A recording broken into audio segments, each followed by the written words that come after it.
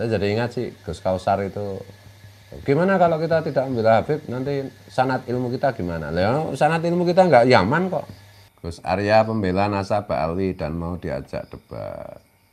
Ya, saya kenal Gus Arya karena Gus Arya juga banyak berbuat baik untuk saya.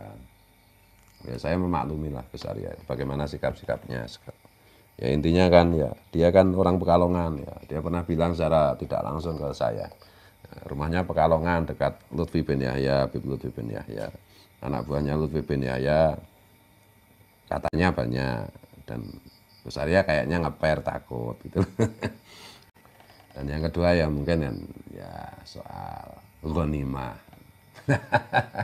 Kalau berjuang menegakkan kebenaran, meluruskan nasab yang benar, itu kan bondo bau pikir, pakai harta, pakai pikiran, tenaga.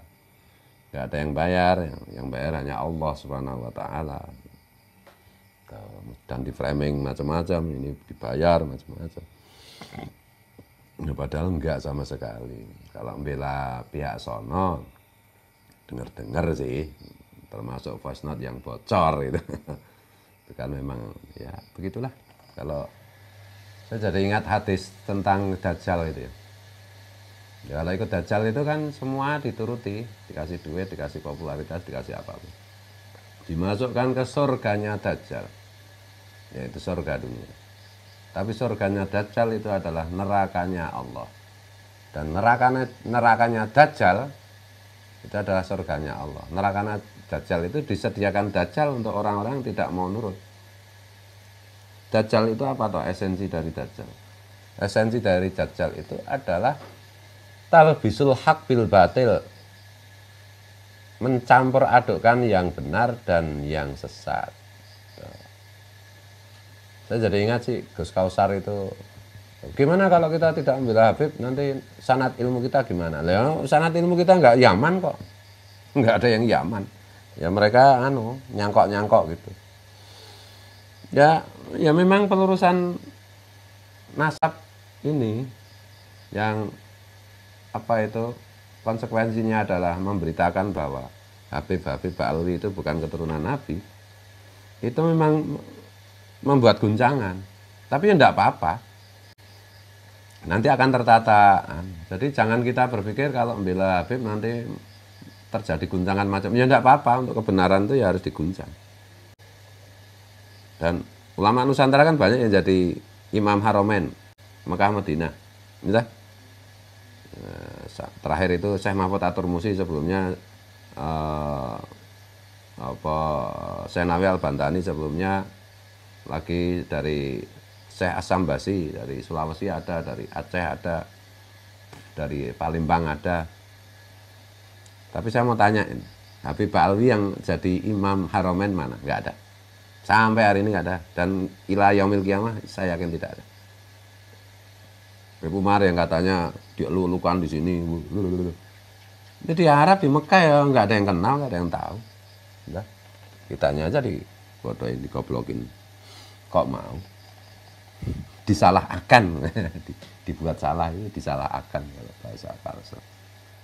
Tapi kenapa Mufti Yaman tidak membela Ba'alwi? Ya karena mereka tahu Ba'alwi itu bukan keturunan Nabi. Orang NU apalagi, orang NU itu kan teologinya Asy'ariyah, Imam Asy'ari dan Imam Maturidi, ya kan? Sifat 20 itu bukan buatan Habib Mufti Belanda, itu bukan. Imam Asy'ari dan Imam Maturidi secara teologis yang diikuti oleh Ahlussunnah wal Jamaah, NU, Muhammadiyah. Kalau soal tasawuf ya kita ikuti Imam Al-Ghazali, Syekh Junaid Al-Baghdadi, ya kan?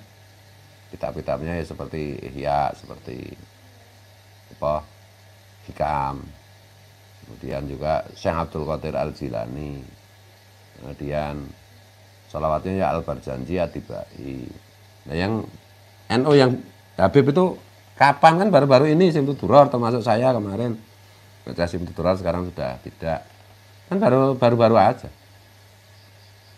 Jadi NU itu enggak punya utang sama sekali dengan komunitas Habib Ba'alwi.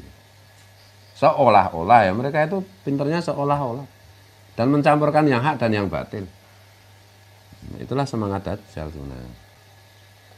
Ada hubungannya sanad ilmu dengan nasab. Beda, betul. Setuju, bujur. Kalau Pak Ali benar, ikhlas, menyampaikan ilmu, nggak nyinggung-nyinggung sanad keilmuan. Bujur, saya setuju. Kai Kamil, gitu ya. Setuju. Jadi, ya udah selesai kan. Ini secara ilmiah memang Habib itu. Nah ini kan bicara tentang lingkungan ya. Kok tuh Habib aja. Ya salah sendiri Habib itu kenapa ngaku-ngaku garis paternal laki-laki keturunan Nabi. Ya sekarang dibongkar terbukti bukan